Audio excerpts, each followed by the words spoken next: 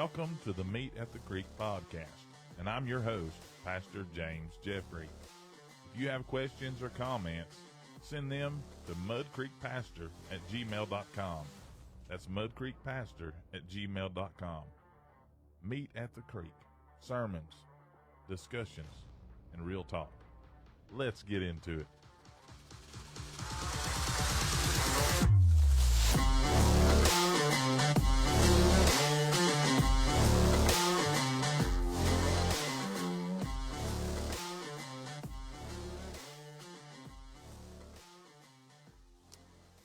All right, everybody, welcome to the Meet at the Creek podcast. I'm your host, Pastor James Jeffrey, joined alongside tonight what I feel like is somebody who I've known her whole life, which I basically have.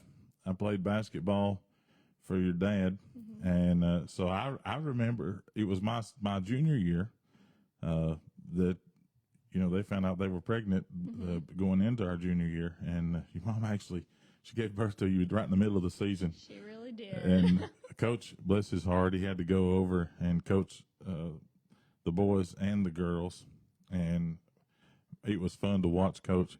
I'm looking at the levels here. I see people online, so I need to know from you guys. Tune in, chime in, like, share, do whatever you got to do, but let us know how it sounds. If it needs to be turned up, if it needs to go down, it just whatever needs to happen. I need to know before we go any farther, because the last thing I need to do is look stupid around here. I do enough of that as it is. All right, so I don't have any comments yet, but we do have a few people watching. Okay, awesome. All right, so it's going up. So we're going to go ahead and get started. Special guest tonight, Miss Katie Kirkland. Katie, now I called you the city's marketing and events director. You have several. You wear so many hats. You wear more hats than I do with the city. But tell everybody what it is your actual job title is. Yeah, so my actual job title is the Events and Marketing Coordinator and the Main Street Director for the city of Scottsboro. Okay, and I know just enough about Main Street to be dangerous, so I'm gonna try to keep. I'm gonna try to keep all that to myself. But the folks who watch my podcast, for the most part, they know most of the people that I know. However, now they're learning that I know a lot of other people. Right. And one of the things we're trying to do here on the podcast is promote community and just bring people on who do different things, not only in Scottsboro, but in the county. So I have a variety of people on, from politicians to, people like yourself who do certain jobs within the city and in and around the city. Had a comment. Sounds good. So everything's sounding good. So we're going to roll with that now. If it don't sound good, it's on you guys. Should have told me. But do me a favor, like and share. If you're just tuning in, like it, love it, laugh at it if you want to. I don't care. If you give it a thumbs down, at least share it on your way out. But we appreciate everybody for tuning in, and we're looking forward to this year. So, Katie, I don't want to sit here and talk about how long I've known you, but I feel like, from a distance, most of us watched you grow up, because everybody that played for Coach loved Coach, and we all, when you were born, we were all just enamored. It was a fun thing. It was a fun time for us, because it's just something that don't happen a lot.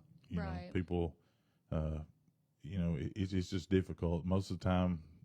Coaches playing things like that outside of the seasons, but it was what it was. But we were all over the moon, when you were born, and we used to tease Coach that he was going to have you dribbling a basketball before you could walk and things like that. That's kind of true, honestly. I mean, I think that some of my very first presents, because I was born right before Christmas, so some of my very first presents were like a small basketball, Nike tennis shoes, a basketball goal, all of those things. It's amazing to me. I thought it was the microphone reverberating, but there was a Harley Davidson just drove by on the highway And that thing was so loud, I thought it was my was. microphone. I was over here tuning that down. So that was one of your very first, Yes. you know. They said that I would stand in front of the TV and just watch basketball because that's all my dad watched pretty much was Westerns or basketball. So I would stand in front of the TV and they would teach me how to play defense and I would like get into a stance as soon as I could start walking and like standing up and everything. Yeah. So it's kind of just always been ingrained in me for sure. Well, you know, Coach always had that John Wayne, you know, kind of vibe about him anyway. You know, he's, you know, one of the things I always remember about him, more than anything was, you know, how he had that, just walk into a room and you know who the boss was, you know, he really had that old John Wayne, you know, mentality. Mm-hmm. And I think that's what made him, you know, so relatable to all of us guys who played for him. Most of us came from single parent backgrounds and things like that. So, you know, having somebody like that who could relate to people, but he commanded a lot of respect. You didn't get away with disrespecting him. I got in a fight one time at practice, and you know he let us fight it out, and then we paid for that for the next 2 days. Colton Thomas and myself, I think we paid more for it because I elbowed Coach Vincent in the face and nearly knocked him unconscious. Oh my gosh. You know, during the scuffle, but you know, it was funny. You know, Colton and I went on to be really good friends, and I think a lot of him thought a lot of his dad. They were big helps to me later on in my life, and you know, he's doing good, and I'm proud to see that. But every time I see, you know, Coach or they're both coaches, Mr. or Mrs. Coach. Either time I see them, I always tell them, you know, how good a job Katie's doing. Because thank you. I don't think people understand enough what it takes to do your job. You know, it's one thing to say, you know, you're an event planner or something like that. A lot of people maybe think about your job that way, but it's actually way more there's involved. A lot more to it. I feel like it's easy to say that I just do events because that's very outwardly facing. So that's the stuff that you kind of see on a monthly or daily or weekly basis. But my job is a lot more nuanced and there's a lot more aspects to it. And a lot of it's behind the scenes work, and a lot of it, and I think this is true a lot for like government work in general. A lot of it just takes a long time. I mean, it's a slow process. There's a lot of tape. There's a lot of different moving parts to things, and it's not just going to happen overnight. Yeah. And I didn't know until one time I tried to rent out the Civic Center down there that, you know, I think you're responsible for that, too. You know? And it's, you know, that by itself would be a task, you know, because you don't just rent it to events like, you know, the Bama barbecue or, you know, the Hall of Fame banquet. And those are all things that, you know, they have to go through you for. But you do senior citizen events, you do parties, you do all that kind of stuff. And all kinds of things. And particularly in the winter months, it's so booked. I mean, we were dealing with that today with just people want to book it all the time, and we just don't have the staff, and so how are we managing schedules and all that kind of thing? So that is a full-time job as well too. I rented it a few years ago. I did a crusade down there in the summertime, and poor old Larry was down there by himself. Bless his heart. He worked like a man possessed. I mean, he was doing everything: maintenance work, cleanup work, setting out chairs, run video, audio. Just he is so involved in all the things that go on, but he knows so much about, you know, the facility. And he loves the Civic Center. He is so passionate about it. So we are very, very fortunate to have Larry as a city employee. Yeah, he's a great guy too. When I first went down there and rented it from him, I walked in and I seen it was him, and I hadn't seen him in years. And I said, Larry, do you remember me? He said, well, you look familiar. And I said, well, when I got married, he was doing some travel agent work. Yes. Right there in that office space, between what used to be Jack's Barber Shop and where Amy Paris has her vape shop now, and he had a little travel agency back there. I don't know if he was anybody else working in there or not, but he was in there, and I went in there, introduced myself, and he helped me line up a cabin rental in the Smokies for I didn't know anything about you know doing any. I was just a kid and myself, and I was 21 years old, but I was 12 in my mind. And my wife tell you I was probably younger than that, but it was he found a place that I was what I was wanting, and helped me line it up for a little nothing. He there's no way he could have made any money off of that. I think he felt sorry for me, but when I ran back into him later on, he was great to work with. We had a great time that whole week. He made that a whole lot easier for me. Yeah. And everybody that was there, he was so helpful. And he would always say, communicate with City Hall, and if you want to stay longer, we got this, we got that. This will be what it costs. And he was very good about keeping us on schedule, so we didn't run over. He was just really, really nice to have a guy like that down there. Yeah. Who knows what's going on and can help.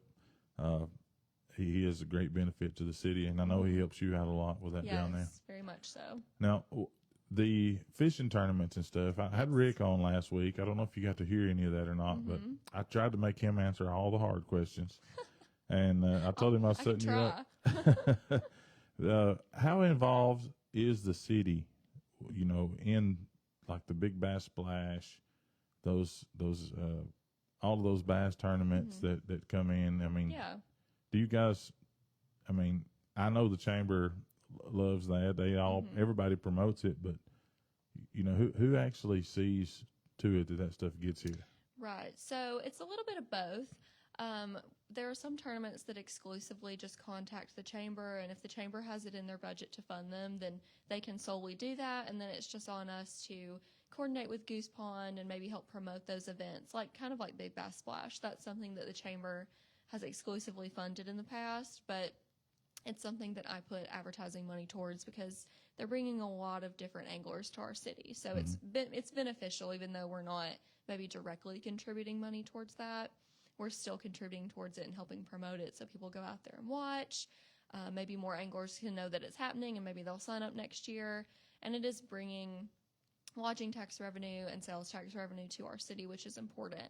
But we do have separate tournaments that do contact us, and they contact me. So I'm the one that is kind of the liaison between the fishing tournament director and the city council on what tournaments they would like to fund. Typically, so our biggest tournament is, casting and catching. That's something that we always fund every year. We also do a lot of high school tournaments. High school tournaments are really important because it's getting those kids excited about something early on. So maybe they're going to make that a career, maybe it's just a hobby, but they still get to have access to Goose Pond, and we do have this amazing 8-lane boat ramp. It's one of 2 in the whole state.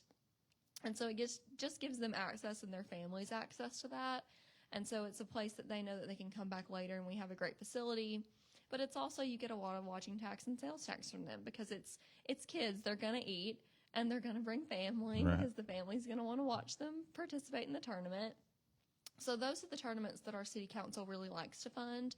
So we do a lot with Alabama Bass Nation, their high school tournaments, and then there's the ASA BFA tournament. And those typically, it's hard to really estimate how many actual anglers you're having because it's a fishing team, but typically we like to say those are between 200 to 300 anglers, which is pretty good for a high school tournament. Those are fairly large. But we also have done Bassmaster. Now, Bassmaster is slightly different because it's a rotating schedule, so they kind of know where they're going to go. Every about 5 years, they rotate over. So we will host them again, but it's not going to be every single year. But that's a tournament that definitely we want because that brings news media and name recognition from a lot of the anglers that are coming. But then another tournament that we partner with the chamber on that is kind of similar is the Toyota Series Bass Tournament, and that usually happens in February every year. And that's a lot of professional anglers. They have a lot of media, out on TVs, radio, all that kind of stuff, and it is televised. So that's just another really great way to get the city out there, to get Goose Pond out there, and that's kind of the whole point of these tournaments. I mean, obviously, we want Goose Pond to be used. It's a great asset to have, but it's really just promoting the city and showing these anglers that Scottsboro is here and that they can come back and bring their families.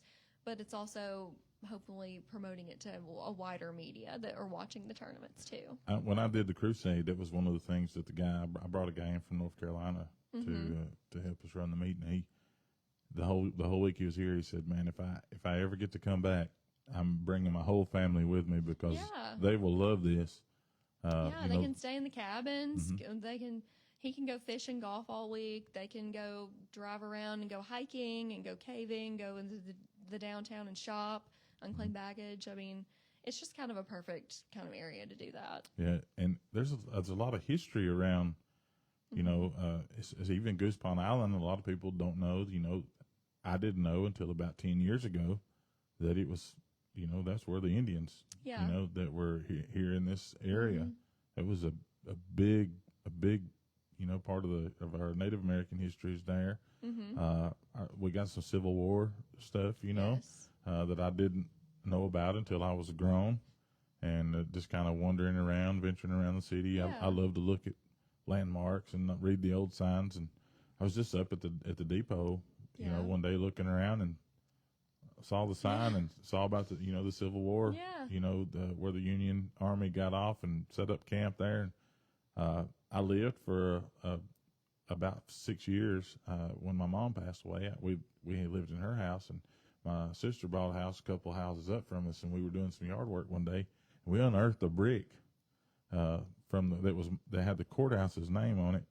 Really? And we did our very best to try to date that thing to see how far, because it was underground. I mean, it had been covered up over time, so it had been there at least 50 or 60 years. That's so cool. Yeah, it was really neat, and it actually had Jackson County Courthouse on it. I thought it was it was neat, but you find stuff. We would find things all the time. My brother-in-law and I, we'd be doing some work, and it wasn't anything to find just an old shell casing or a piece of lead that looked like it might have been used in a rifle or something like that. It was just a lot of neat things that just history.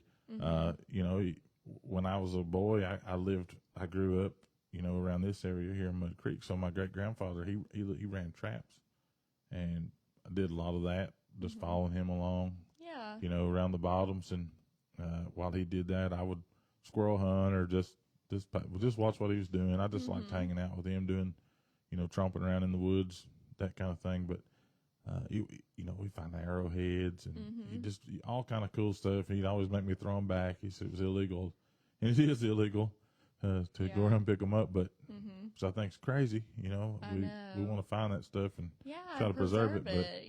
But it is what it is. But there's a lot of history here that I think people don't know about. You mentioned the caves.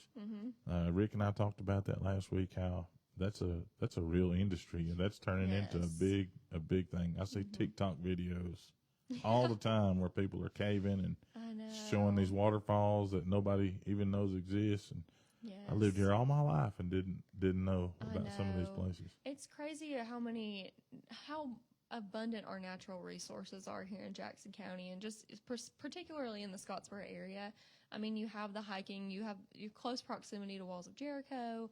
It's also, you have one's a state landmark. I mean, Russell Cave State, Park, and the other, of course, is Cathedral Caverns, which is, and then you have all these smaller caves too, which is just kind of crazy to me. And like growing up here, I never really knew that. Like I knew about the big ones, but I never really realized that we just, in your backyard, you probably have a really cool cave. Yeah. And Blowing Wind Cave down there on the other side of the river at Aspel is, it's an amazing thing.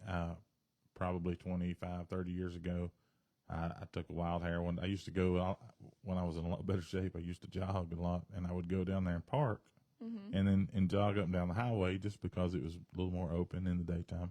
One day I decided I was going to hike, so I walked back there to the foot of the cave, and then I noticed a little trail, and you can actually hike up to the top. Yeah. Of course, they've got it barred off. You can't go in, but there's an entrance to the cave up top, too. Yeah. I had no idea that thing was there. It was neat. I wish I would have carried a camera or something with me. It was before cell phones, so didn't have anything like that. But man, just a lot of neat stuff. Things that I grew up here, and was just blown away that it was just right here Yeah. underneath our noses. I love to go to the Smoky Mountains, but you know, I always tell my wife 3 or 4 days I'm ready to come home. Yes. You just, you know, you can't beat this place for. I know, it's so beautiful here. It is. People will come. I think back to when I was a kid working as bagging groceries at Food World or somewhere, and you know, people would come and they'd say, you know, I moved here from California. And I thought to myself, why in the world would you move here? Right. And they were honest. You know, I thought they were crazy, but they were honest. They said, man, it's beautiful here. Yeah. Got all these trees. You can breathe. You know, it's not. It's just different. I love progress. I'm for it. I want growth. Right. Mainly because I want my kids and grandkids to be here close. But Right. at the same time, you know, I get it. I also worry about, you know, what progress brings. I know we're Yes. going to lose some things that we hold dear. I hope we can figure out a way to hold on to them. Yeah, I feel like in some ways we lost some things already, not because of progress, just because people's interests, Yeah. you know, seems like have changed. That's something else that I, you know, might as well go ahead and bring it up. You talked about being the Main Street director. Part of that is, you know,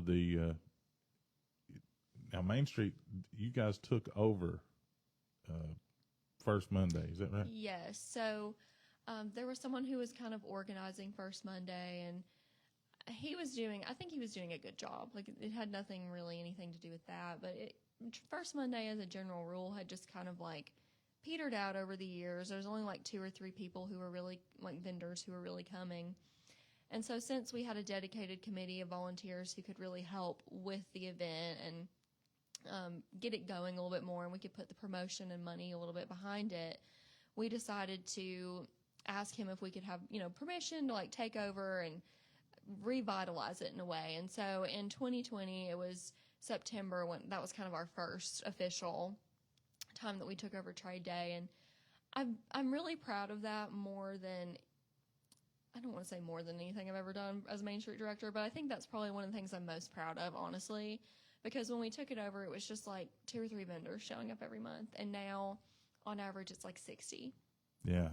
You know, the last time I was there, I don't get to go every month, you know, but working with sanitation, always, you know, we're coming down, sitting cans, and, you know, so we know, you know, we got a good idea about, you know, how many people are coming, and it's way, way better.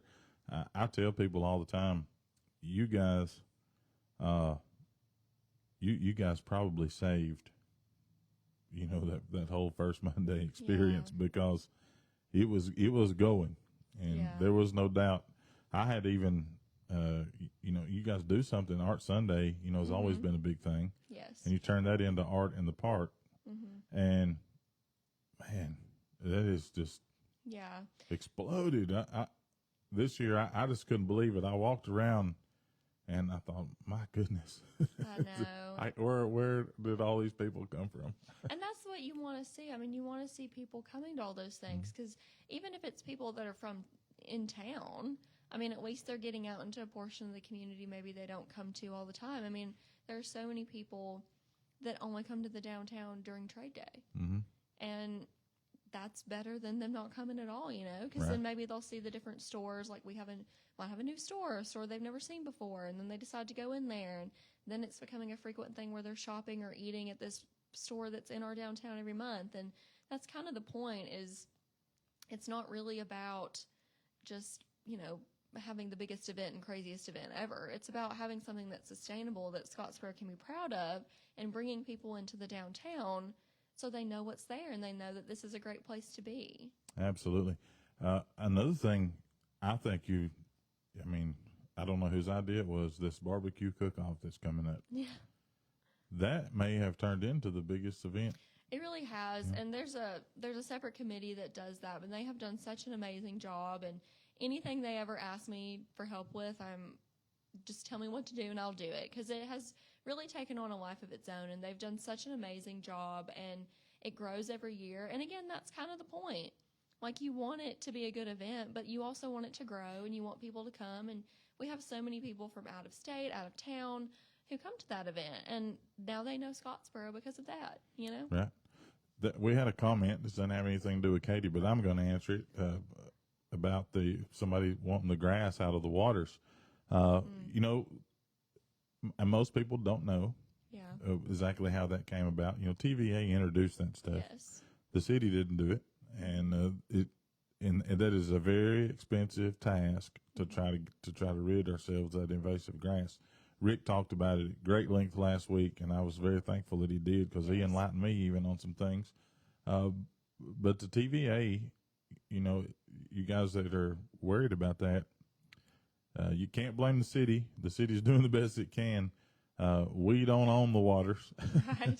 You can't even build a boat dock without TVA permission. All of a sudden, TVA wants it to be, you know, city property, or private property, or whatever. But it's my understanding that TVA is maybe rethinking, you know, their standpoint on that, and we may see that clean up. But something that people really need to understand, and I know it drives residents and citizens who don't utilize the waters crazy. We think I hear it all the time, it's nasty, it's gross.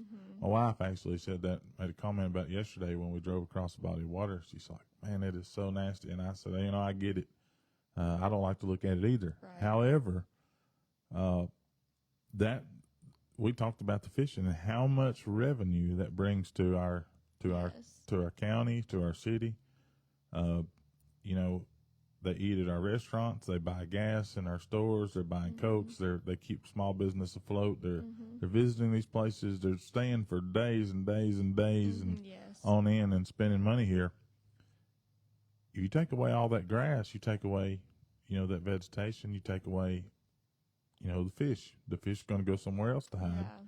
So that means, you know, the fishing's going to be less. It's a balance, that's for sure. You gotta work that out, and TVA is, for the first time, I feel like, taking steps to try to figure that out. Yes. And really to help us with that problem. I think if we can find some balance in that, a lot of that stuff will stop. County Commissioner A.J. Buckner said, thank you for creating events for our folks to attend and invite our friends and families. And he's right about that. You know, I find myself now even announcing it at the church, you know, don't forget to, you know, this is coming up the square, and, you know, we go down and hand out flyers and stuff for things that we're doing. And, you know, I talked with you about it. I try to plan our events around what the city's doing so that we don't conflict. And well, we want it to be mutually beneficial for everyone. I mean, this isn't just about us. This is about the community. So, I mean, we encourage people to have events, you know, the same day or around the same weekend. And if y'all want to come set up a booth and tell us about your organization or event or business, I mean, you're more than welcome to, because that's what it's about. It's about community. Right.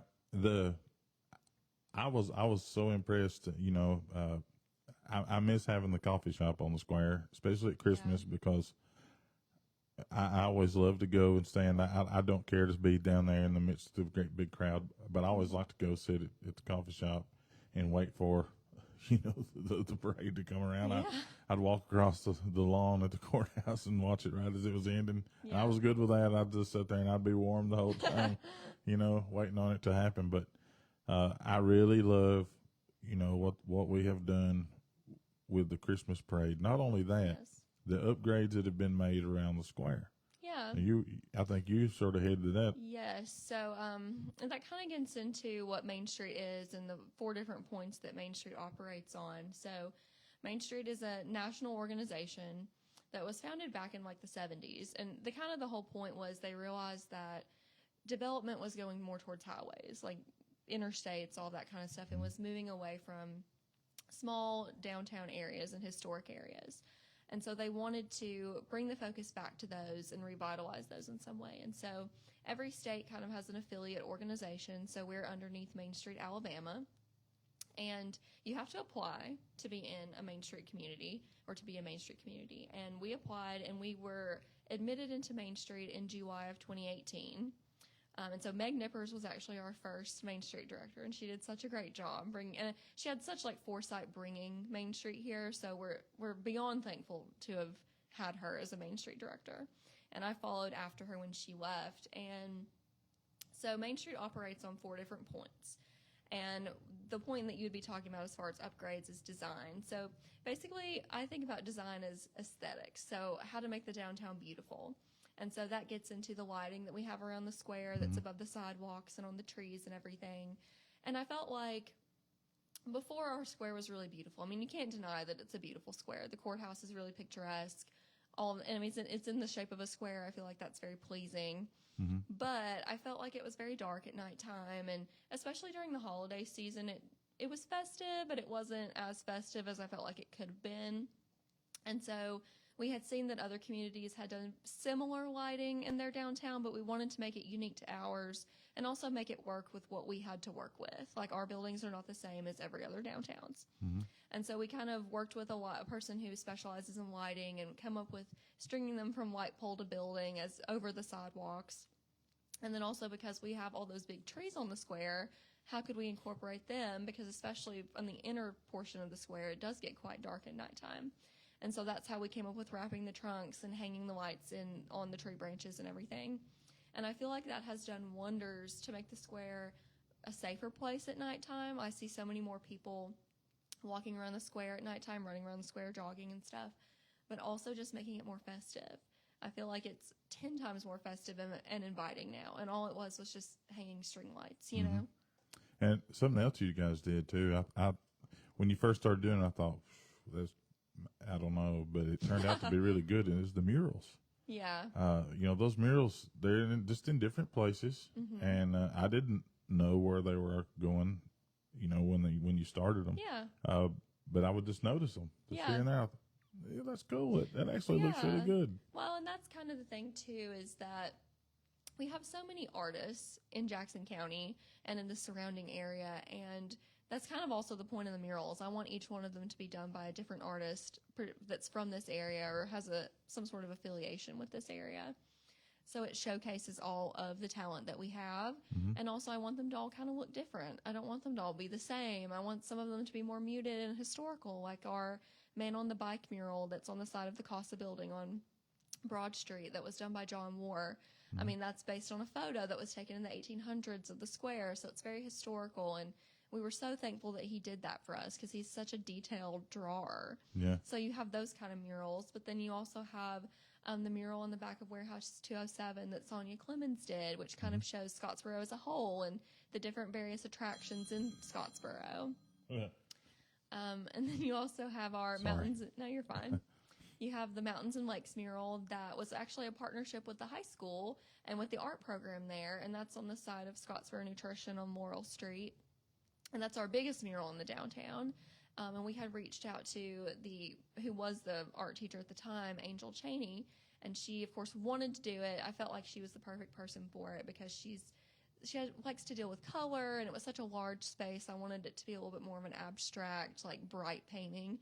And she had some art students who wanted experience painting murals. And I thought, this is a great opportunity for us to help students who maybe want to make this a career and give them an opportunity to see their work and see how this kind of process works. And she gets to teach them. And that was such a great experience for me, but I feel like it was also helpful to them too.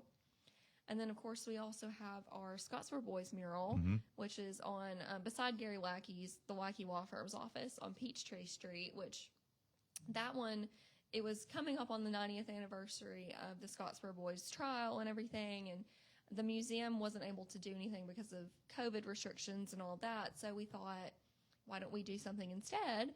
And we don't have anything on the square that kind of memorializes and commemorates that. Well, obviously we have the museum, but that's not where it actually happened. Like, you know, they were brought to the courthouse. Right. So we wanted something on the square, and one of my board members, Tony Wallingsford, he just happened to know the first African-American cartoonist that was hired at Disney. And I was like, and he lives in Huntsville. And I was like, well, that's really a connection that I can't pass up. Like, that's perfect. So his name is Don Howard. And we brought him over and we had him talk with Sheila Washington, and we took him to the museum. And it was very much, we wanted his take on the whole thing because obviously he's kind of dealt with similar things that the boys would have dealt with in his own career, especially being the first African-American hired at Disney. Right. And so we also had the prayer walk that had recently happened. And so we showed him the photos from that were published in the Sentinel. And so from that, he came up with the mural, and we felt like it was just perfect because it was talking about, you see them getting off the train into the lynch mob, and then it goes into the prayer walk. So it's from the past into the present, and it shows not only the change in, like, Scottsboro, but it's the change in just general, like, America in a lot of ways. And so that was so important to us. And what I love the most about that mural, though, is that it's a vinyl. So no matter what happens to it, it's always going to look the same. We just have to replace the panels. Because to be honest, we couldn't have afforded to have him paint that thing because it's also quite large. Yeah, it's huge. Yeah, and I mean, we are a nonprofit. I'm a city employee, but Main Street, like our actual Main Street program, is a nonprofit. So all of our vendor fees from Trade Day, that's what we're dealing with. I mean, we get a portion of the lodging tax, but, we don't have unlimited funds, so we have to be able to use them wisely. And so I felt like that was a really good use of the money, and also it's there for posterity. Right. If anything happens to it, it's always going to look great. Right, absolutely, and it does. The whole thing. It really added so much, and I told you before, I'm a nostalgic kind of guy, so I kind of like old stuff. I'm not a big fan of change, but I'm getting there. I'm really getting there. Some of the things, and I share this with everybody just about that comes on. Mm-hmm. Some of the things that some you younger guys have challenged me, in what I'm doing, to step out, to do different, to get out of the box a little bit, and don't be afraid to try something new, Right. because if it's not working, punt, just punt, do if it, try it. If it doesn't go, just float it out there and see how it goes. If it don't work, back up and do something different. And honestly, I feel like that's kind of what we do with Trade Day, because I feel like having a vendor fair and having artists and stuff out there, that's all fun. That's great.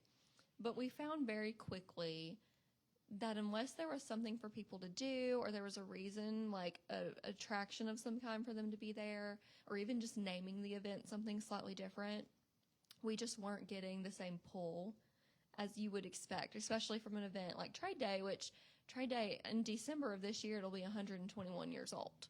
Wow. So, I mean, it's one of the oldest traditions, if not the oldest, in Jackson County, especially in Scottsboro. Man. So, I mean, it's something that you want to preserve. It's something that you want to keep.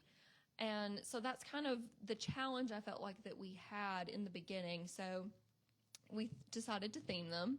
And we tried to theme it based around more so holidays and the types of the year that we were going on. So, of course, in Christmas, it's Jingle Bell Square, and we have Santa Claus in the bandstand and horse and buggy rides. And we usually do, like, churches sing Christmas carols and all that kind of stuff throughout the day. It's great. If you're watching and you haven't gone to Jingle Bell Square, shame on you, because it's a really, really good thing, especially around the square. You got those vendors up there. There's a guy that comes. I've had the chance. I even bought some toys from him. He makes wooden toys. Oh, yeah. And he made some school buses. My mom was a bus driver. I do a memorial tree for her. I set up in my office at work, and he makes little school buses. And I bought everything he had. So I got little wooden school buses, and we set them up and just stick them in the tree, stuff like that. It's really cool. People do paintings. There's all kind of stuff that we have all kinds of vendors, and honestly, every month is a little different. For Labor Day, that's really the only month that we don't do like a super theme to, because for Labor Day, it's been such a staple in Scottsboro to have Labor Day Trade Day. But we have a lot of antique vendors during Labor Day. But then I would say for like 4th of July, that's our Independence Day celebration.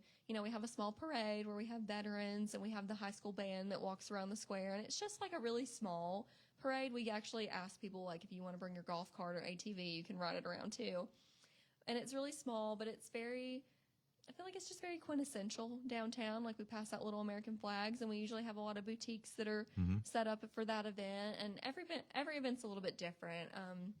One of the ones that I think is the more fun is it's usually our May Trade Day, but it usually falls at the end of April, or it has for the past 2 months. And it's always kind of around Cinco de Mayo. And so we were thinking, like, what could we do? And then it was like, well, why don't we have a salsa competition? So we call it Salsa on the Square. Yeah. And a lot of our local Mexican restaurants compete in the salsa competitions. And you get to taste test salsa, and it's a donation to our Main Street community. Like, you don't have to pay. And it's so much fun. And it's a way for them to get their name out in the community, but it's also just like a fun, extra kind of thing. Exactly. I actually adopted kind of one of the things that I seen you guys do here, out here in our little courtyard. We have a Christmas kickoff. It's generally around the Jingle Bell Square time. We're doing it this year on the 3rd of December. But because of what all we got going on this year, I'm having trouble locating a tree. So we may have to pun on that this year. But normally I have a 15 to 16 foot tree out here, and we do like the tree lighting, and we count down and light the tree, and that kind of thing. I do just like you guys do. I have a Santa Claus come in, and he sit up, and we do pictures, and let people just come in and make pictures. Well, again, it's about community, and it's about bringing people together. Absolutely. And that's something that you guys do specifically. I've noticed that it's not about making money. You guys, you're not making a lot of money. No, not at all. But the work, I don't think people fully understand how much work goes in to every single event. I put on small time events here. I've been in charge of them, and now I've started kind of doling those responsibilities out to other people. It's difficult, and what you guys are doing, I mean, you're covering a lot of space. You're lining up, I have to line up food, and my wife helps me do menus, and I'm worried about getting a tree in here and trying to find somebody to do Santa Claus and a photographer. You guys are organizing parades, and you're getting all 50 to 60 vendors, food trucks, and trying to meet the needs of the people who come. Yes. I don't think people fully comprehend how much work, because I've been up there before, bless your heart, and just see you just pouring sweat, just running from pillar to post, and it tickled me to death this year, 4th of July, when I came. Because we came, handed out flyers because we were doing a fireworks show that night. Which, by the way, we connected with a veteran family that morning, handing out flyers. It was the only family who came that we handed a flyer to that we know about. But he and his family, we connected with them, and now they come, they attend here. Oh, that's awesome. He's the vice commander at the Legion, and they've been just a blessing to us, and it's been really cool getting to know him and his family, and it's amazing, how those opportunities present themselves. Yes. And I always say, other people are putting in very, very hard work. This phone, I'm going to have to turn this thing down. Other people are putting in a lot of hard work to make sure that we have the opportunity just to go up there and walk around, see people we hadn't seen. Meet new people. You never know, who you're going to run into on the square. That's very true. And honestly, I have to give a shout out to my partner in crime, Nat Cisco, because if I didn't have him, I'd probably be a lot more run ragged than I am. But he and I are the brains and the brawn behind Trade Day for sure, and he helps me out so much, and I'm very grateful for him. Absolutely. He sent me something today, and I got to take my glasses off to read it, because this guy, he was talking in these big old terms. And I'm not ashamed to say that I don't always know what I'm talking about, but I asked him, I said, man, I don't want to look like an idiot when I'm trying to talk to Katie about some of this stuff. So, what can I talk about? Give me some talking points. And he said, well, and he started using acronyms, and he was like, well, EV's working to start, memberships. And I was like, dude, who or what is EV? Is it a person? Is it some kind of organization? I mean, what's going on with it? So he laughs at me, and he says, oh, I'm sorry. It's economic vitality. Yes. So that's another one of the Main Street points. So design is one point that we talked about. And then you also have promotion, of course. So that's the events that we do on the square. So Trade Day. But then the other one is economic vitality. So that one it's a little bit harder to pinpoint, but because it does a lot of different things. It's business retention in the downtown, so it's keeping the businesses that you have or helping them in some way. This dude. But it's, providing them with resources to help them in some way. And Main Street Alabama helps us out a lot with that. They provide different resources for workshops, grant opportunities, just, hey, did you know that this grant was even available? And so it's pushing that kind of stuff out to them. But then it's also, economic vitality is also business recruitment. And so, whether that's me deciding that, this boutique is really, really cool, I'm just going to go visit them and say, hey, have you ever thought about expanding and coming to Scottsboro? And that's kind of where it gets into, it's a long game. Mm-hmm. It's not something that's going to happen overnight. I mean, we've visited, I don't even know how many businesses, and none of them from out of town have moved into the downtown, but some of them have looked at buildings, are still looking at buildings, or looking just at Scottsboro. Mm-hmm. And that's kind of the point, because it's not really, at the end of the day, I do focus a lot on the downtown, but I also help out with the Highway 72 recruitment as well, and just general recruitment to the city and economic development. So it's just about building up the city as a whole. And so if one part's going to flourish, so is the other part. So that's kind of what EV does. And we're doing a lot of different things. We're working on a website right now because we want to have all of our information for downtown in one specific place, as opposed to just a few Facebook pages like it is now. So I'm hoping that will be done, if not by the end of this year, very early 2024, because I think it will be a very robust website that has a lot of information on it. And I want it to be a place that anyone can go to, and there's going to be a whole directory of businesses, but there's also going to be a place if you want to be a vendor, you can sign up for trade day. There's going to be historic information, something a little bit for everybody. Mm-hmm. And so I'm really excited about that, but also we're working on coming up with kind of a system or a membership where businesses are getting something from us. I would like to have it in conjunction with the website, so almost like an advertising kind of thing for them. And, they pay membership for us, and that's because that's kind of what Main Street's supposed to be. It's supposed to be kind of a mini chamber, but I don't necessarily want to compete with the chamber. That's, again, not really the goal. I understand. That's kind of a secondary goal for me, but I also want to do things that are beneficial for our businesses. So that's something else that we're working on too. And I have a really great board of directors and committee members who are there for me at all times, and they're all volunteers. I'm the only one that's paid to do this, so I'm very grateful for the support that I have from all of them. Matt Kinsland, he says, as a Scottsboro native, someone who's currently in the economic development realm in Coleman County, I'm extremely impressed with the direction my hometown is moving towards, and he says to keep up the great work. Nat Cisco says, thanks for the shout out, Katie. Nat, that's probably that's probably the best compliment you'll get for the rest of the week, my man. Nat, he visited with us when we first opened up a couple of years ago. He came a few Sundays, and I talked him into getting up singing. Yeah, one he's Sunday a great morning. singer. He sure is. I had forgotten that he could actually sing, and I think he might have forgotten that he could actually sing.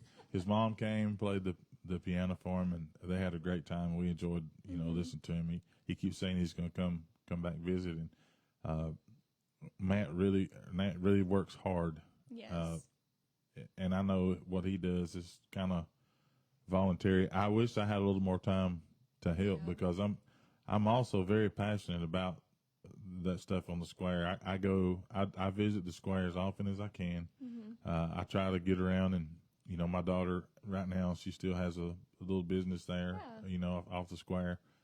She's in the process of moving, but she's staying in the city, but she's needing more space. But which is a good problem to have. It is, and I'm very, very proud for her. And just the square's been good for her. So every time I'm there, I try to walk around and visit Scottsboro Nutrition, or walk down to Payne's, or just I go to Hammers a lot, and I try not to visit law offices no more. If I don't have to be there. But we have the fishing. Who would have ever thought that we'd have a fishing store on the square, and then right across the street from that we got a gun shop. Something I never thought I'd see on the square, but there it is, and he's doing well. Well, and honestly, Scottsboro Tackle, they do an amazing job. I mean, they make their own lures, and they have a huge social media following, and we are so thankful to have them on the square. They are such an asset to our square, to be totally honest. And, you saying that you walk around the square and just go into all the different stores, a lot of people ask me, how can we support you? And like, how can you support Main Street in downtown? And I feel like there's a few different ways, and that's one of them. Just honestly going into the businesses, and maybe you don't have to buy something every single time, but as long as you're going in and showing that you're interested in what they're doing, and if you see something that you like purchasing, because I mean, that's kind of the point. We want those businesses to stay. We want it to be sustainable for them to stay in the downtown. And we also want that to attract more businesses, because if those businesses flourish, then more businesses are going to want to come in. But if those businesses aren't, and they're saying, well, you know, we don't get community support, then a new business has no real reason to move into our downtown. Right. So that's a huge support to us. I mean, not even just coming to the events, but just visiting the businesses that are there, you know? Yeah, people who don't know, I encourage people that have never been, because we do from time to time, especially people who live on this side, don't frequent the square. And they'll say, you know, I really love some old ice cream. You know, I'm really craving. And I'm like, listen, go to Payne's and get the scoops, man. Just get, I mean, amazing. Those things are huge. I mean, it really looks, you know, it looks like something from 50 years ago. I mean, they pile it on. You get what you pay for. And it's delicious. Yes. You know, and every time I go in there, especially if I go at lunch, if I'm hungry, I get like a BLT. I have to get no tomatoes now because I'm getting old, but, you know, sodium and seeds and things like that I got to pay attention to. But I always, you know, I still eat the bacon, and that's it. But I'm not giving that up. I mean, if I got to die, I just got to die. But, you know, they have great food, hamburgers. Yes. I mean, you know, during Jingle Bell Square, they stay open. Yes. And they probably serve all of the hot chocolate and coffee that they could, Oh, for sure. you know, stand to get rid of. Payne's you know. is such a staple for our square. I mean, it's the oldest soda fountain in the state. And I just can't imagine our square not having Payne's. Yeah. I mean, it's kind of like no unclaimed baggage in Scottsboro. Oh, like, what man. would that be? And we're so fortunate to have them, and they are such great community partners as well. I feel like unclaimed baggage, Payne's, and the Scottsboro Tackle, honestly, those and Hammers, those are just great pillars of our downtown area. Right. And we're so fortunate to have them. Yeah, I think so too. You know, as a little kid, I'm way older than you now, but I still remember my mom. She worked at the flower shop, which was ran by Gaynell Powell. She had and it was across from the post office. And I would rather. I actually walked from Page. I went to school, elementary school at Page, but I would walk from Page. And when I played basketball, we were still over there, so I would walk over there after practice and just kind of hang out with her till she got off work. But, you know, I would walk around the square. Yeah. You know, just to kill time to get out of the flower shop if the weather was nice. I'd walk around the square, go over and get my hair cut. You know, there was 3 or 4 barbers at that time. As a really, really young child, I still remember the theaters. Yeah. One of the theaters was still over on the Hammer side. The Ritz. The Ritz. Yeah. And then I think it was the Bocanita that was on the other. Laurel. Yeah. On the other side. So it was, you know, it was gone before my time, but I still remember it, you know, it being there. You know, there where Pine Brothers was at. You know, they had the little theater, little area in the back. Yeah. I really hated to see them go because that was a cool place to be in. I went there as often as I could because it was just a cool little spot to be in. SoCo has that building now. Yes, they did purchase that building. And, I mean, I don't want to put her out on the spot by saying this publicly, but I'm going to anyway because I want it to happen.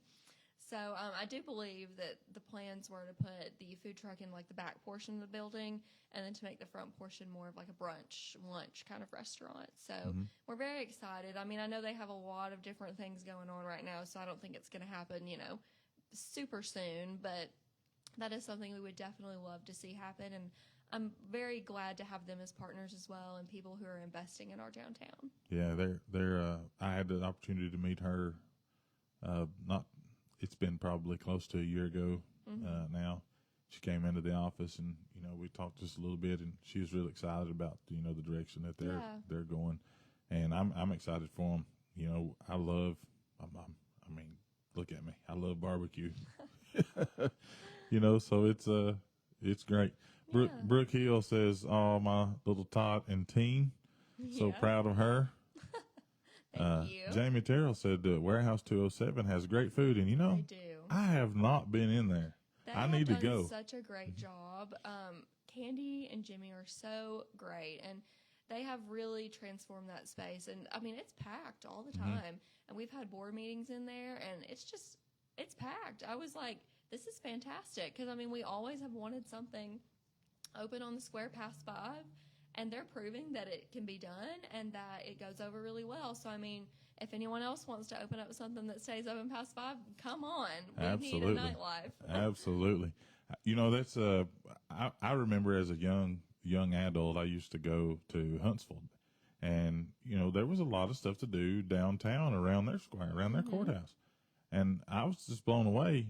You know, and it's still there. A lot of those things are still there. The businesses have changed names or whatever, but you can still go and just walk around, and you could spend hours, you know, just going from one place to the next. And I think it's amazing. I really, really have enjoyed, you know, seeing the kind of the rebirth, you know, of the whole downtown area.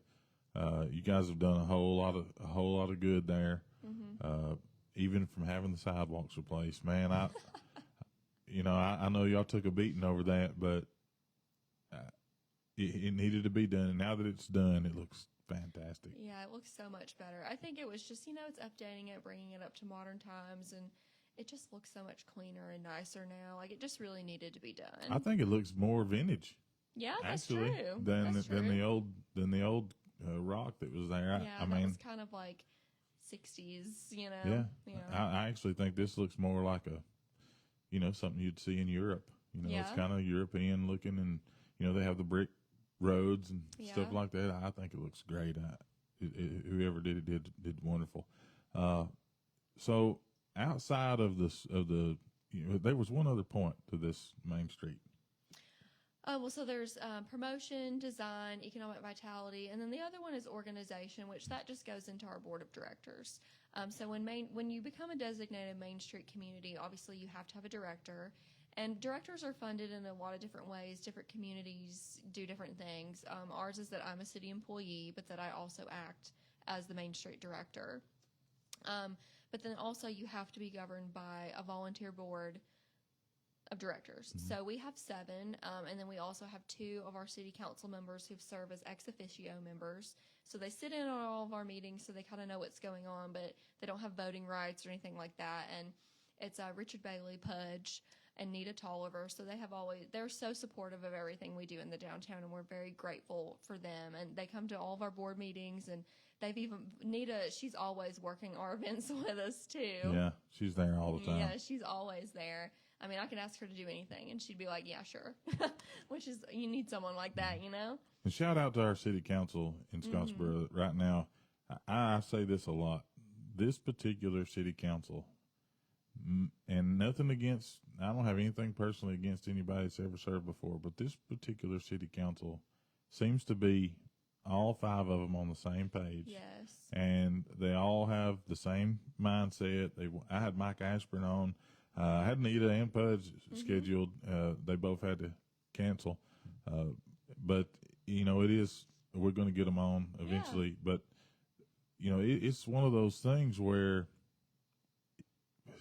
I don't remember a time where there wasn't a whole lot of fighting, you know, amongst, they're out and they're just in there, you know, voting no and voting yes. But this council is, I mean, almost always it's unanimous. They feel like really they're do. all on the same page. They all work together really well, and I think they all have the common vision for Scottsboro, and that's we want to grow, we want to progress, we want to do what's right for the community too. And I feel like they're all very much on the same page, and I think they work really well with our mayor and other city department heads too. And I think it's just a really good dynamic that we have right now, honestly. Yeah, I think so too.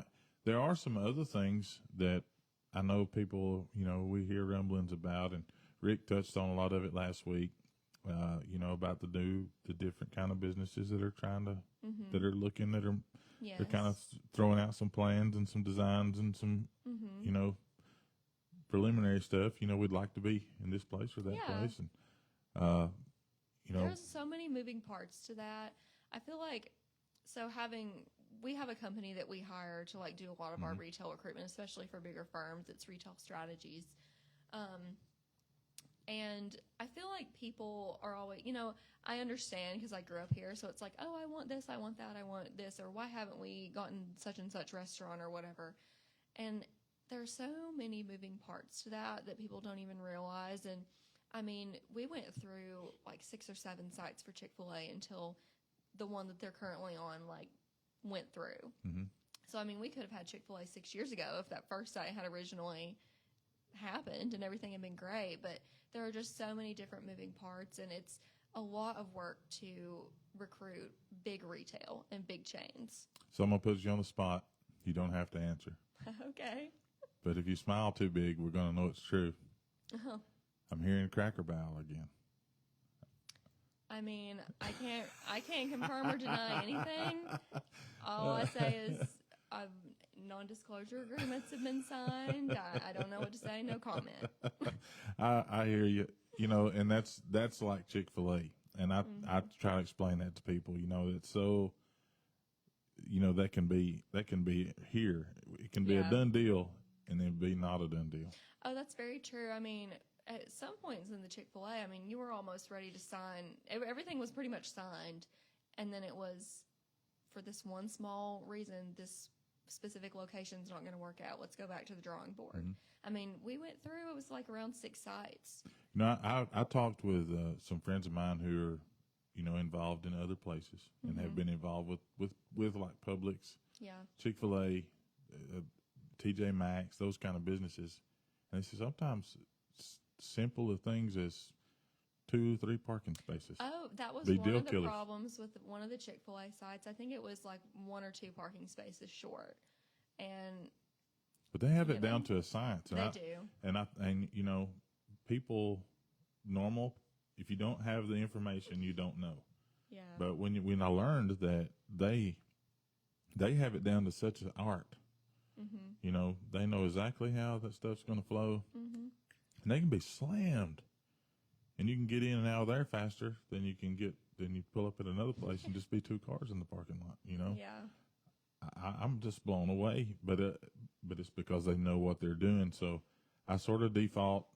It's like, a head coach of a football team or something, The next one of those I coach will be my first one. The next restaurant I run will be my first one. I'm gonna default to them on the running it. They know what they're doing. They got a plan, and it works everywhere they put it in. So it really does. I think they just last year they closed the first Chick-fil-A that was ever open. Yeah, they finally closed it, and it was one of the last men standing. And it was still an attraction in a place that was virtually dead. Yeah. No foot traffic hardly anymore. And the only reason people were still coming there was to visit the original Chick-fil-A. I thought, man, and that's been around a long time. Yes, it has. We have a member here at our church who grew up in Corpus Christi, where Whataburger started. Yeah. And she talks about, growing up and how her dad would carry her and her brothers down, and they'd swing on the rail and stuff like that, waiting for their burgers. I don't have a Whataburger story, but I tell you what I do remember is going to 5 Points Dairy Bar. Oh, yeah. Getting a foot-long chili dog and a peanut butter milkshake. That was every Friday or Saturday. One of those 2 days, my grandpa and grandma would carry me. And, I always looked forward to that. Yeah. We would do that, and then we would go to the mall in Huntsville and walk around. I never got to buy anything, but they would let me walk around, and I felt cool, ride the escalators, things like that. But those are, and now I drive by the dairy bar, and it's, it is what it is. The building was in disrepair, but at least they've repurposed the thing. Yeah. And I see people hanging out over there now. It looks kind of cool. So, Nat, he's commenting a lot. Oh my goodness. I knew he could talk. I did not know he could type so fast. He said, me and my dad always went on Sunday nights to the dairy bar for footlongs and milkshake. Nat, we may be spirit animals, man. Who knows, brother? Those are cool things that I really wish we had more of. Yeah. It's what makes towns unique. It's those kind of experiences and places, and that's kind of what Main Street's about. It's trying to keep that uniqueness of all these little towns. I hear people all the time, when we got Starbucks. I'm not a big Starbucks fan. It just ain't my style. Dunkin' Donuts. I'm not a donut eater. At either one of those places. I just have now. I'll get coffee, but I go to Alabaster if I have. I like to go down there. The vibe's different. Yeah, it's kind of chill and. Well, it's unique to us. Yes, it is, and so I like it. I just rather go down there. Takes me a lot longer to get there from where I'm at. I have to really travel and make a point to go. But I enjoy that stuff. Yeah, they've done such a great job. Yeah, I love going down there. We have a lot of meetings down there, and it's just such a welcoming and great space. And I'm so glad that they have moved into that shopping center and are really revitalizing that area of our town. They are. I actually went down yesterday and had a conversation. I want to meet with their team, and I've talked to you about it before too. Like I'm trying to learn. I know I'm pushing in on the last third of my life here, but if I can figure out how to do some things, a lot of it is organization. Yeah. Learning how to put things in place to get some things done, just to be help. I have absolutely no dreams or plans or vision of being, the figurehead of some big space. I'm not looking for that. But I do know that if people, I'm so thankful that younger people are stepping up to the plate and figuring this stuff out. Because if somebody don't do it, we're going to lose it. Yeah, that's very true. And I'm glad you guys are doing it. Thank you. I want to just transition just a few minutes, and I always try to ask some funny questions. Okay. So to kind of let people just to take a break from the serious stuff. Yeah. One of the things that I like to ask everybody, if somebody was going to write a book about Katie Kirkland, what would the title of that book be? Oh my gosh. Probably something like, I don't know what I'm doing, or I'm faking it, or questioning myself all the time, because I really don't know. People always ask me, they're like, what do you want to do when you grow up? And I'm like, I don't know. I'm going to figure that out when I grow up, I guess. Like, right. I really enjoy my job, and I really love doing this, but like, I really don't know. I feel like my life, I just kind of am guided by my heart and guided by God, and it's kind of just led me here, Absolutely. And that's isn't that fun to know that I tell people a lot, doing what you always get second guessed, but everybody knows, the will of God for your life better than you do. I hear it all the time. Yeah. But when you know that you're doing what you're supposed to be doing, in the moment that you're supposed to, who knows if you're going to be doing it 10 years from now? Right. But you're supposed to be doing it now. Right. There's nothing that feels any better. Well, and that's kind of how I felt like with this position. I had an internship far away in 2019, and that internship ended, and it kind of happened right around when COVID was happening, and they were like, we're probably not going to be rehiring this position right now because everything's so uncertain. So I was like, well, I guess I'm just going to go back home and see if I can find something, because it was in New York, and I was like, I really wanted to be there, but it was kind of scary because of COVID and everything, and this position just was open, and I was like, well, I'm here, so let me apply for it, and I got it, and literally, like, the week I got the job is when everything, like, shut down, and so I was like, it was funny because I felt like I was in the right place at the right time, and I was supposed to be doing this. And that had never really happened to me before. So I was like, I'm just going to take this and run with it. And I love that I'm able to give back to the community that I grew up in. And that for so long, my friends and I were saying the same things, that like, that's what I'm trying to change now. It was like, well, Scottsboro's never going to grow. Scottsboro, there's nothing to do. And now I can actively participate and actively change that. And I think that's really great. What are the chances we ever get a skating rink? A skating rink? Well, I don't know. I mean, we used to have 3. We did used to have 3. That is true. I mean, we can work on that. That's something I can work on. I really honestly, I don't go myself. I go with the grandkids. I'll carry them. I don't skate anymore. The last time I skated, I broke a clavicle, dislocated the shoulder. It took 3 months before I could walk straight again. Chiropractor visit. It was awful. But now my wife's a bang up skater. I mean, she can go. I can't. I'm too top heavy. I'm like a bobblehead going bad, especially when I get on wheels. But the kids love it. We go out to Rainsville. When we go to the Smokies, sometimes if we go as a group, they got a skating rink up there. Mm-hmm. There's one in Jones Valley, and Albertville still has one, and Huntsville's got a few. Mm-hmm. I think sometimes, I remember there used to be one where the TNT thrift store is now on Broad Street. And then where Jones Fabricating is, there were 2 roller skating rinks there. Really? Yeah, they had a concrete floor. Yeah. And then they had the center, like a big, probably a 20-foot opening, and you could skate across. You just hop a little that's cool. thing, like a little divider, and they had a wooden floor. Yeah.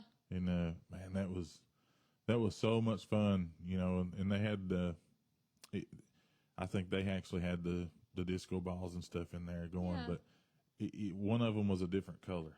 Yeah. Than the other one. And once you got in crossover, they had the same music playing, but the lights were different. It was still the whole disco setup, but the lighting was different. Yeah. So it was like going into a completely different skating rink.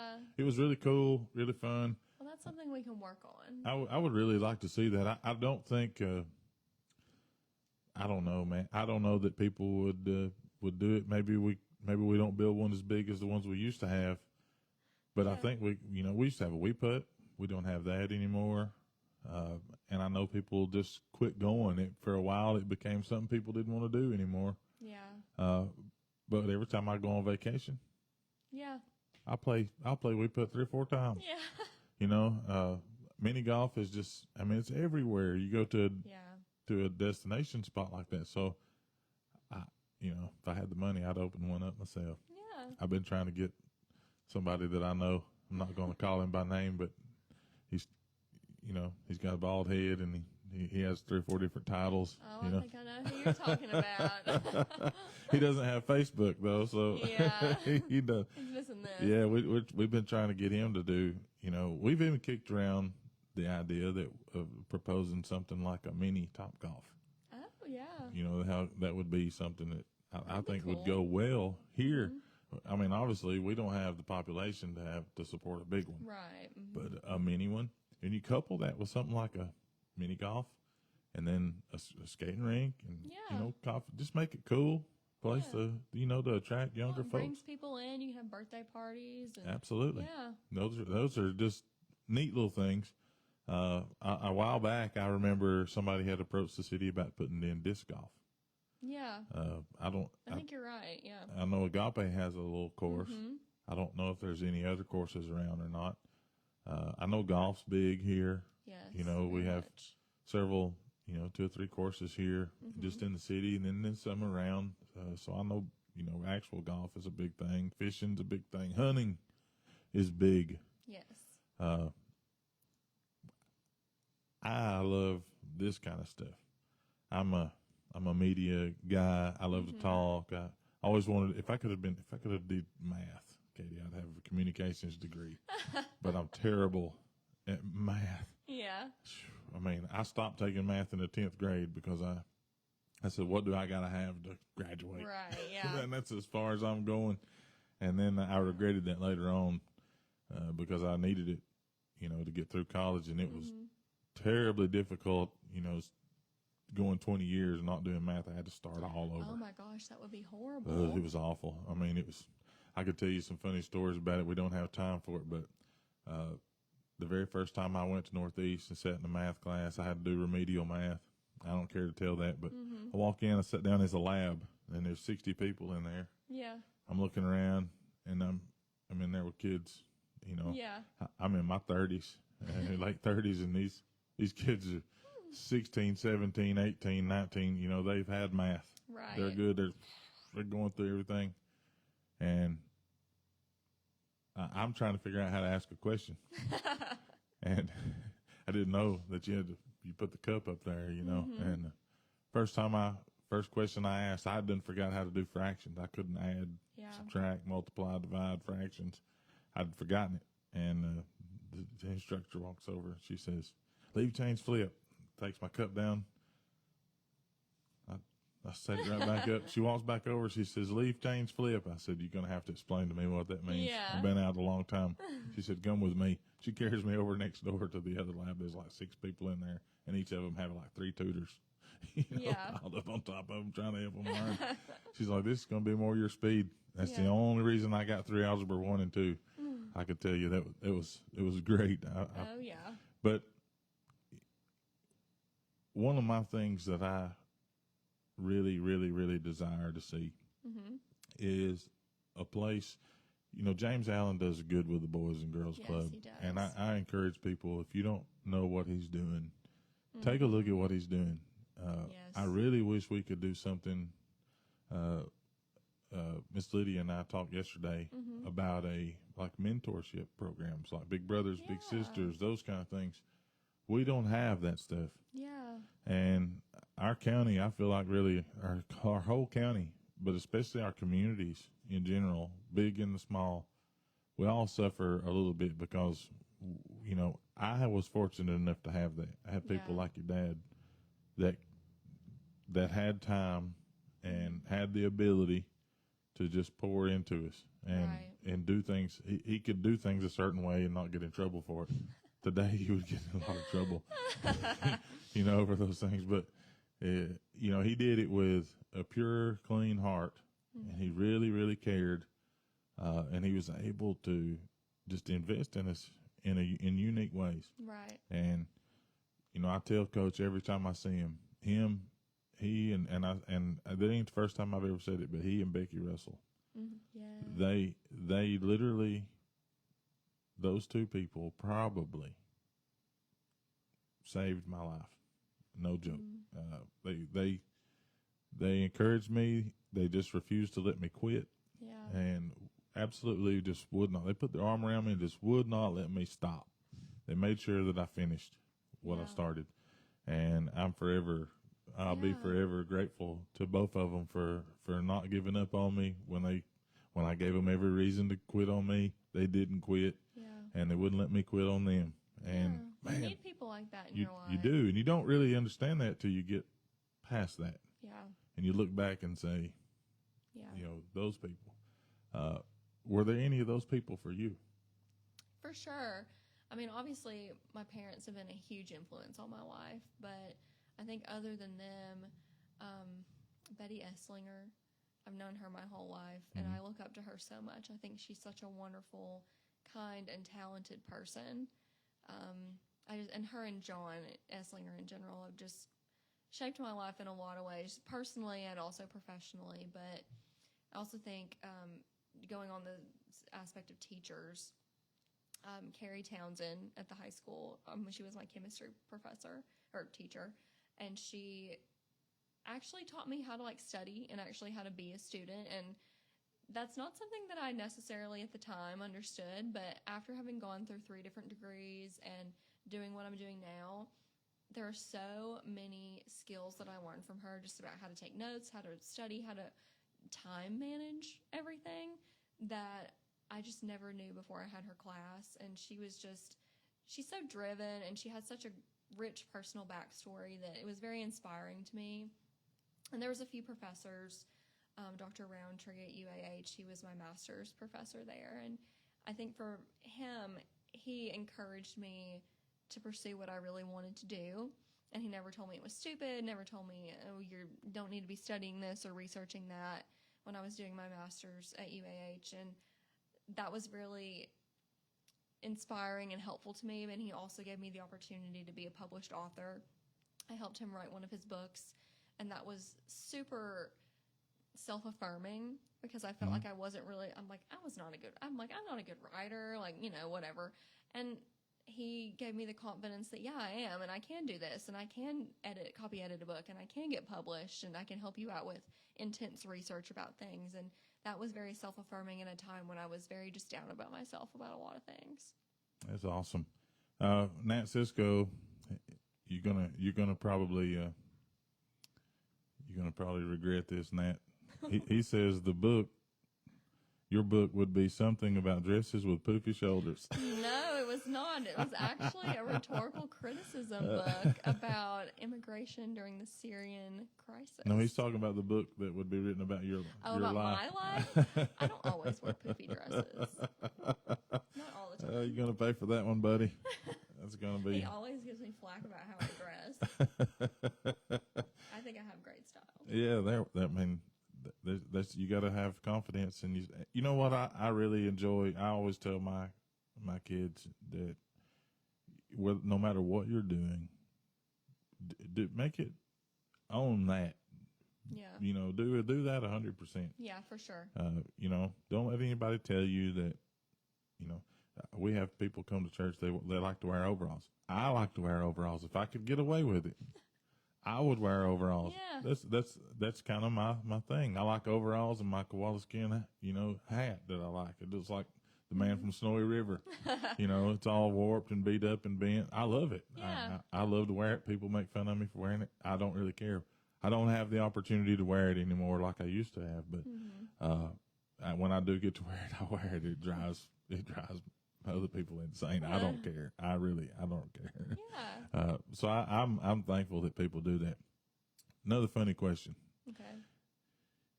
If you could only eat one meal for the rest of your life, what would that be? So it's something that I actually can't eat now because I have a lot of food allergies. I have like 16 food allergies, and they came on very late in my life. But if I did not have the food allergies, like didn't have to worry about it, it would be the truffle pizza from Serafina in New York.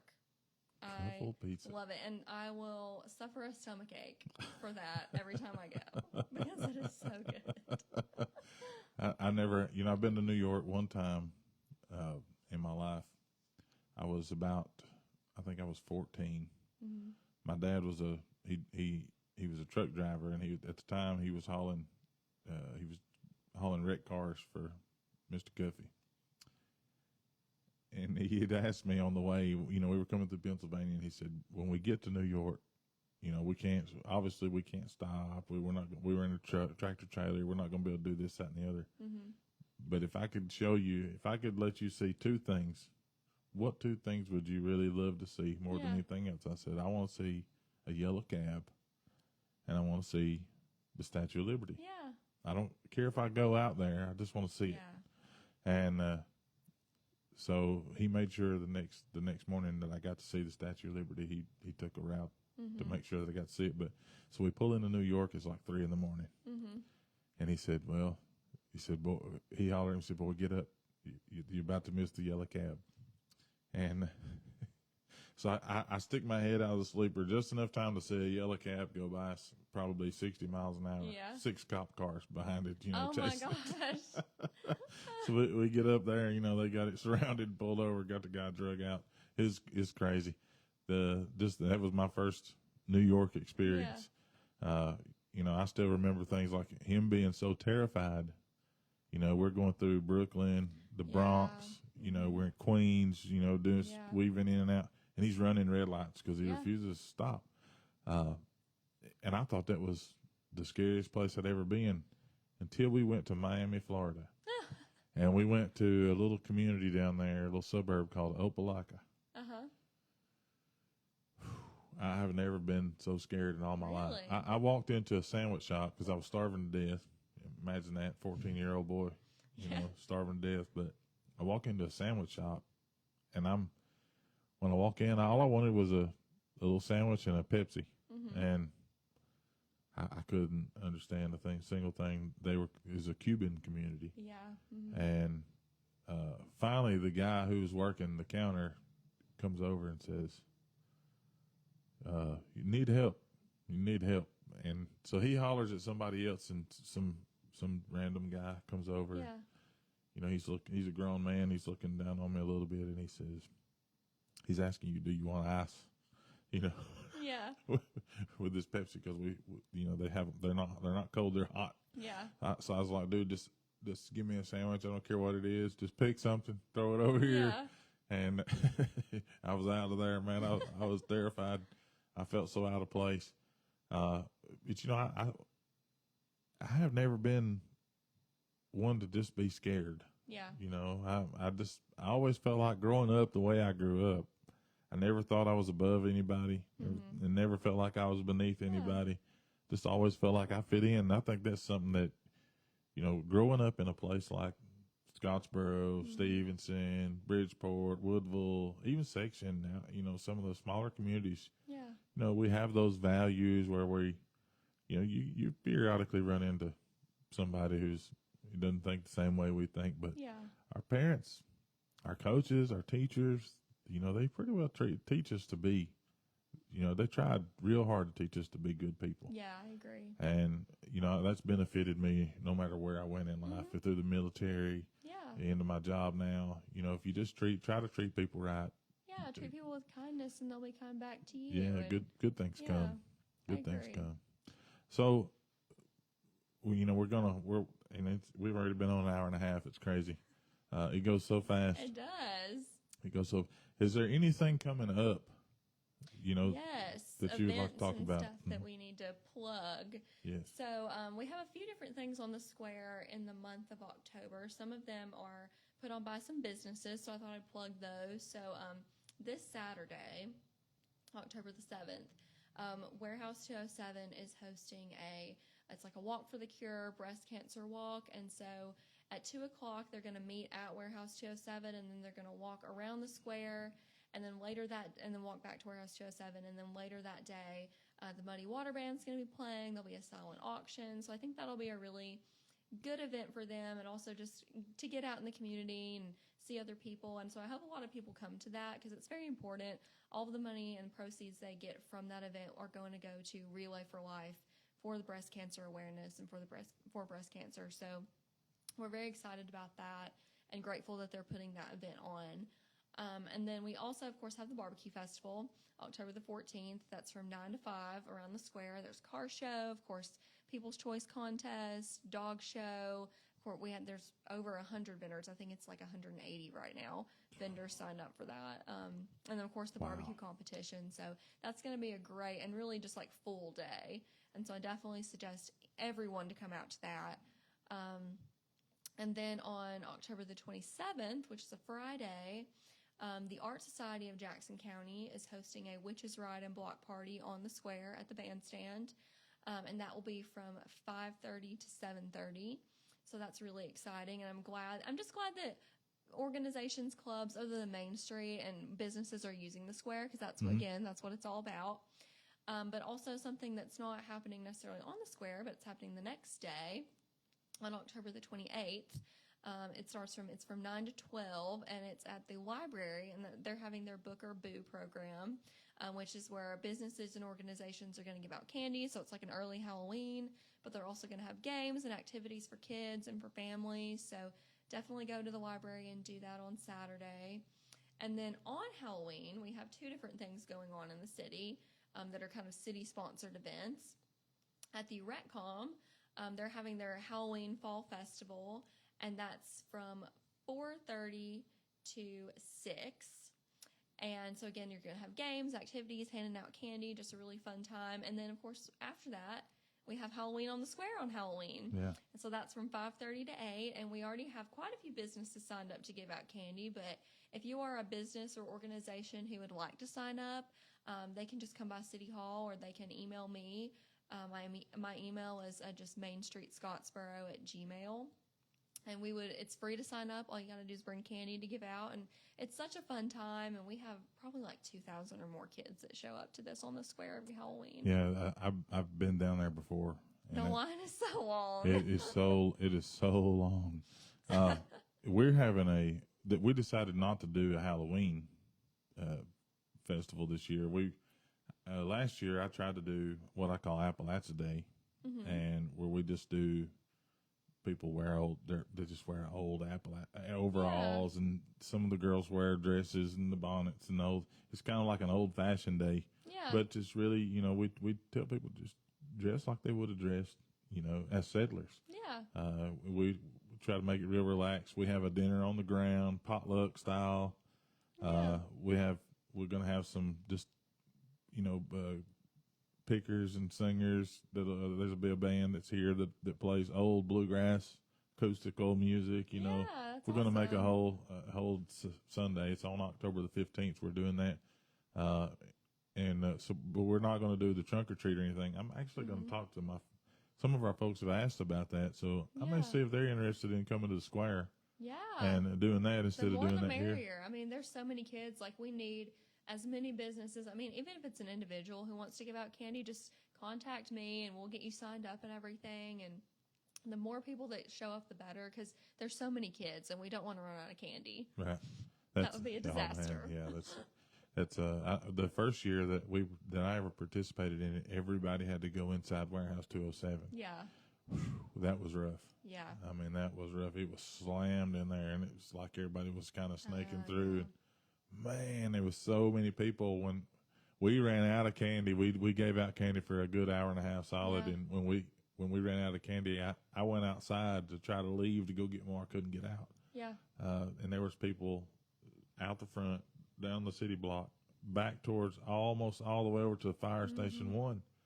And I thought to myself, man, and I couldn't even get my vehicle out to go get candy. Yeah. So we just stood there and just chatted with people and just tried to be friendly until it was over. But man, there was so many kids and so many grown people too.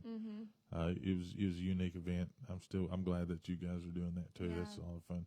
So what about after Halloween? Is anything in November? So we have Jackson County Jubilee, which is our November trade day. And that will be Saturday, November the 4th, and that's from 9 to 4 like usual.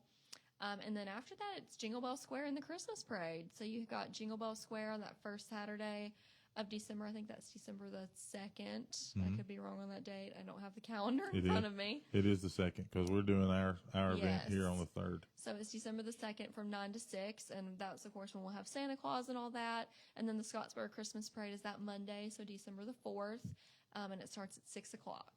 Okay. That's so, man, I timed that just right. You did. I scheduled that thing last year, to go out in front. I was hopeful. That's what I was counting on, you doing that on Saturday and then the parade on Monday. Yeah. So it's a perfect holiday weekend. You've got something to do Saturday, Sunday, and Monday. Absolutely. There'll be a lot of things happening too. Yes. That whole weekend. So we're looking forward to that. Yeah. So you guys get around and, go and visit the square, visit the businesses, especially go inside the businesses that are open, whether you buy anything or not, just go in, look around and let them see your face, because I promise you it means more to them than you think. Katie, we appreciate you being here. Anything else you want to say? No, this is just great. Thank you so much for inviting me. And I hope that people come to the square, whether it's for an event, whether that's, like you said, to visit a business, or whether that's just to drive around and see the lights at nighttime. The more people we get into our downtown, the better it's going to be. Absolutely. So, the trees. Are the trees coming back? Or are you still going with the gnomes? So we're probably just going to do the gnomes. My idea is so eventually to do the trees in Caldwell Park. Yes. I would like to have more of like a tree trail where people can walk through. Maybe we have hot chocolate set up. I don't think that's going to happen this year just because of logistics, and we just now got power. But that's something that I'm working with the Parks and Rec director for that to be like next year's goal, is to make that like the Winter Wonderland, like. Huntsville does that at Big Springs, I think. Yeah, Big Spring Park. Yeah, I kind of want it to be similar to that, and I think that would be a perfect use of that park in the wintertime because it's so dark in there, and make it really festive. Yeah, I think so too. And that'd be super cool. I can imagine myself taking, I got my grandkids, they got me by the fingers, just walking through and seeing the lights, and I'm excited about that. I'm looking forward to that. I hope we can make that happen. If we can do anything to help you, and I've kind of always told you that, if there's anything I can do from my end, I'd be glad to do that, whether it's announcing it on my podcast or even to the church. I love to promote, community. We do some stuff up in Stevenson as best we can. We try to be as involved as we can just in the community, because I just think it's important to do. So, and I appreciate y'all being willing to let us do things, because that's what it's about. Yeah, absolutely. Katie, thank you so much for being here. Yeah, thank you. We're going to do this again. I got to take, when basketball season starts, I'm the PA guy at Scottsboro for basketball, so I'm not going to be able to do the podcast 3 or 4 weeks in November. I'm coming back for Christmas. I'm going to do a Christmas themed podcast every week that month of December. And then once I get into January and February, I can't do it at all. So I'm going to have to take off until March. Right. But when I come back next year, I'm going to start lining things up, and I want to try to get people, some of you guys that have been here already, I want to get you back, and we talk about some other things, and just continuing stuff, and I just think it's great to keep stuff like this in front of people and talk about what's going on in and around the community, and to get people together again. Yeah, It's wonderful. It's wonderful. Anytime you want to have me on here, I'd be more than happy to. Awesome. This has been great. Awesome. I need to get Coach on here sometime. Yeah. We'll have to bring him on here separate from you because, he and I would talk shop the whole time. So, but I would love to have him on. He's one of my heroes. So, if you see him, tell him I said I love him. I think the world of him. I appreciate him so much, and I appreciate you for everything that you do. City made a great hire. I know they miss Meg too, but they made a great hire when they hired you, and I'm really excited about the direction that we're going, and I'm thankful to all the volunteers, all the people who help you do what you do, because you don't do it by yourself, and you know that, and a lot of people pitch in and support that, and we're very thankful. Thanks. Hats off to the city council and the board and everything that they do to support our community and all that's going on. And I just appreciate you. Appreciate all you guys for listening tonight. Thank you for tuning in. It's been a joy, and I look forward to seeing. Thank you, Nat, for your comments. Absolutely. That dude he talks so much. And I've got a few comments, but I'm not reading any of those. They're on me about my dress. I am wearing my overalls, and I'll probably wear my koala skin hat for Appalachia Day, guys, if I can find it. If my wife hadn't hid it from me, she despises that thing. But thanks so much, guys, for listening. Tune us in next week. Next week, Coach Derek Wynn will be here with us, Lord willing, and we're excited about having him on, the head basketball coach at Section High School. And we're really excited about that. And then, nope. That's the week after next. Next week is Brad Dudley, the principal at Scottsboro High School, will be here on the 10th. And then the following week on the 17th, that's when Coach Derek Quinn will be here. So the next 2 weeks is going to be a lot of fun. Yeah, that's a great lineup. Yeah, we're really excited. We're going out into the future, and I was amazed at how fast I booked these things up, and people actually wanted to come, and I was tickled pink about it. But Katie, thanks for being here again. Appreciate you so much, guys. Until next time, may the Lord bless you. May the Lord keep you. May He make His face to shine upon you and be gracious unto you. May the Lord lift up His countenance upon you and give you peace. Until next week, or until next time, God bless you. Thanks for tuning in.